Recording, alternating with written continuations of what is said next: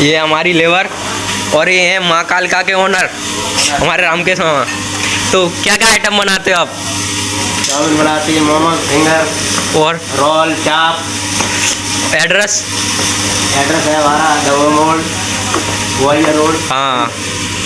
तो अभी क्या क्या बना है? ये देखो चाउमीन, अभी सामान पड़ा। ये मोमोज और वो मोमोज की चटनी, और ये बन रहा है अभी। टाइमिंग क्या है आपका? हम 2 बजे से है। 2 बजे से कितने? 4 बजे तक। हाँ। ये रही चाउमीन और ये हमारी लेबर। हम कुछ नहीं करते, कुछ नहीं करते? हम तो काम करते हैं। हाँ। ये मोमोज, आप क्या कहना चाहोगे? बढ़िया, खाओ आओ फास्ट फूड। हाँ। चलने चक्की जा। और ये है चटनी मोमोज की।